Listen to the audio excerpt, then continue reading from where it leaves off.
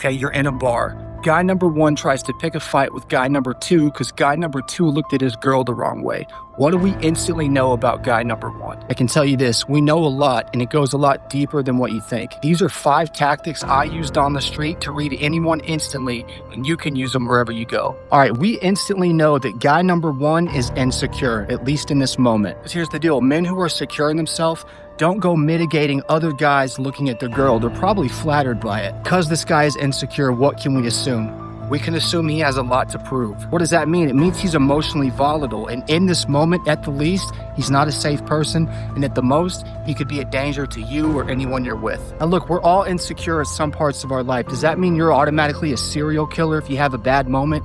Of course not. This is just something to be aware of because it might not be a big deal now, could be a big deal later, might cause problems for you down the road. People are not hard to read. They are not mysterious. They're very predictable. You just have to pay attention to their patterns, and in their patterns lie the little things, which brings us to tactic number 1. You're a young woman stranded outside of a fast food restaurant, hoping to get a ride from someone. 2 guys walk out, both clean cut, both well dressed, both appear to be respectable. One guy takes his trash, throws it in the trash can. The other guy takes his trash, looks around, leaves it on the corner of a table, then walks out. They both offer to give you a ride. Who do you accept the ride from? Tactic number 1, watch the little things. Small selfish acts always expose small character. Small acts are not meaningless. They are practice reps for integrity. They cut corners in the little things. They will absolutely cut corners in the big things. Does this mean they're a serial killer? Absolutely not. But if you see an indication of low and weak character, you can be assured if you get involved with that person,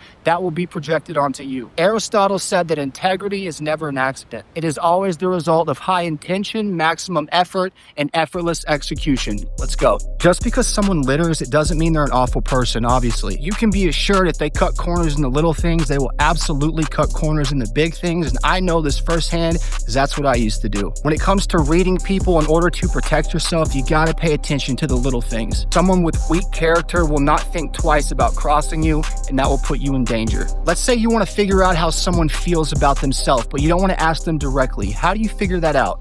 This brings us to tactic number 2. Tactic number 2, how someone sees the world is how they feel about themselves, because inward wounds are what we project onto the world. People project inner wounds outward. The world mirrors their self-esteem. Think about it. One person always talks about how corrupt the world is, the system's rigged, the world's against them. The other person tends to see the good of the world. They're optimists. Who would you rather trust with your goals, your dreams, and your life? The second person, right? Why does this matter? Because if someone sees the world as hopeless and defective, oftentimes it's because they feel defeated and powerless inside. Doesn't mean they're awful, doesn't mean they're necessarily going to hurt you, but it is something to pay attention to when it comes time to deciding if you're going to trust this person or not trust them. Come on. All right, here's one for you. You watch someone joke around with your boss, but 5 minutes after leaving the office, they berate the homeless man, cuss at him, tell him to get a fucking job, and they're a piece of shit.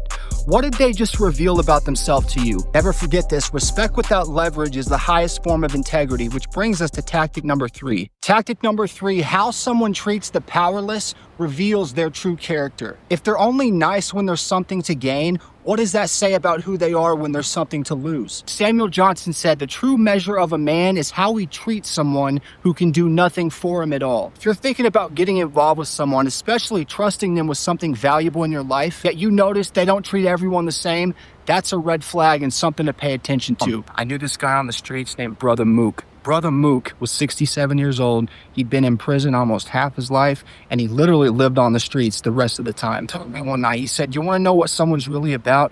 Watch how they treat the crackheads. On the street, the crackheads were considered the lowest of the low. He said, if people treat the crackheads good, they'll definitely treat you good, and there's someone you can trust. Something to think about. See, society gets caught up in the pretty faces, the big, beautiful toys, the wonderful social media posts. But at the end of the day, none of that means shit. None of that determines who someone really is inside. Who someone is inside is dictated by their character, and if you can find inconsistencies in their character, you can protect yourself down the line. Now, let's not get it twisted. I'm telling you this is someone who's a reformed criminal. I used to have absolutely no character. I could be whoever you wanted me to be. At the end of the day, apart from the streets, I've learned these lessons from myself, and I've had to do a lot of work to change that, but I'm telling you, these are the things you need to watch out for. Now, this one's my favorite. Let's say you're going into a business meeting with someone. You got to know if you can trust them right now. There's no time to wait.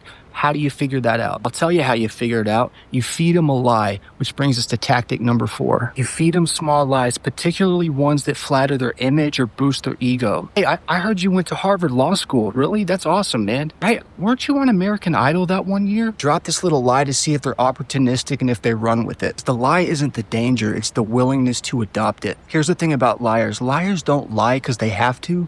They lie because they can. They know they can get away with it, and that could present big problems for you if you're trying to trust someone or if you're worried if you should get involved with someone or not. If someone will run with a little dishonesty, they will absolutely run with a big one. If they can't even be trusted with something simple like that, they absolutely can't be trusted with something like your safety. Biggest thing to take away from this is a person who is comfortable with a flattering lie is absolutely dangerous with your truth, and never forget that. Thomas Fuller once said, "The smallest lie is still a lie, and no truth fears a trial." Let's go.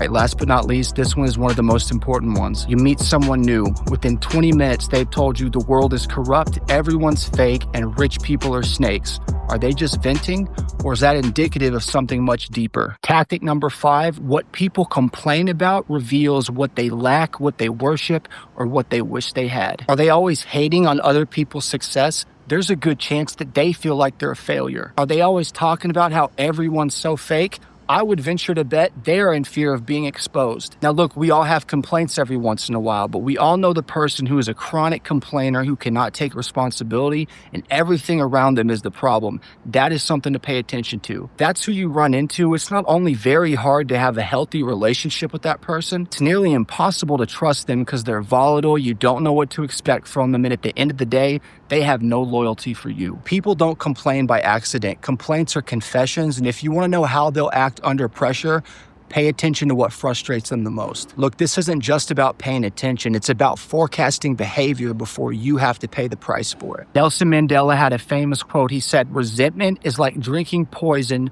hoping the other person dies." You truly want to read someone. You need to read someone. You want to know what they're all about, and you have to size them up.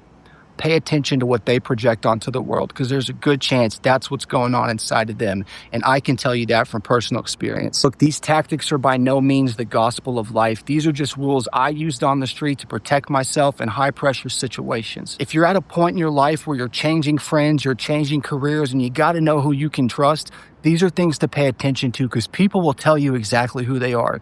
You just got to know what to look for. If you enjoyed this video, like it and drop me a comment. Tell me which tactic you've used or which one you like the most. Last but not least, if you want to see more videos like this, follow me, subscribe, and stay tuned.